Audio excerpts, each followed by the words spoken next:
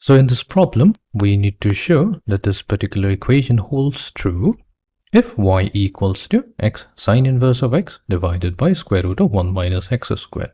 So let's begin with the value of y. So what we'll do, we'll cross multiply y with square root of 1 minus x squared. So we get y times square root of 1 minus x squared. And this will be equals to x times sine inverse of x.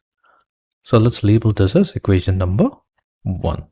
Now we take the derivative on both sides. We'll apply the product rule. So we have derivative of y with respect to x times square root of 1 minus x squared plus y times derivative of 1 minus x squared whole raised to the power of half. So this is equals to derivative of x with respect to x times sine inverse of x plus x times derivative of sine inverse of x with respect to x. So derivative of y, so this will stay the way it is, times square root of 1 minus x squared plus y times, so here we'll have to apply the power rule. So we have half times 1 minus x squared raised to the power of half minus 1, so that's negative half, times, so here 1 minus x squared, we again need to take its derivative and multiply it. That is, we're applying here the chain rule. So this is equals to derivative of x with respect to x, so that's simply 1. So we have sine inverse of x plus x times, so we have derivative of the inverse sine function, which is simply 1 over square root of 1 minus x squared. So let's simplify all of them. So we have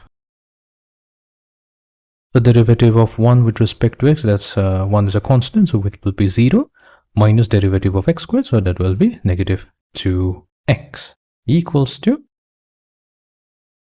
so we have, so the 2 and 2 will get cancelled, and we have negative x multiplied to positive y, so we have negative xy whole divided by, so we'll take 1 minus x squared raised to the power of negative half to the denominator, so that gives us square root of 1 minus x squared equals to, now let's multiply throughout by square root of 1 minus x squared, so this will be dy over dx, so this will become 1 minus x squared. We'll take this, this will be negative xy, and that's equals to square root of 1 minus x squared times sine inverse of x plus x. Right. Now we have 1 minus x squared times dy over dx.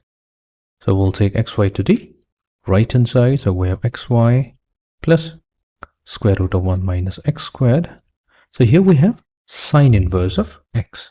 So that we are going to replace the sine inverse of x. So let's go to equation number 1. So using equation number 1, so in place of sine inverse of x, we can have y over x. So we divide both sides with x. So that gives us y over x times square root of 1 minus x squared. We'll have y over x times square root of 1 minus x squared plus x. Right. So that gives us xy plus y over x.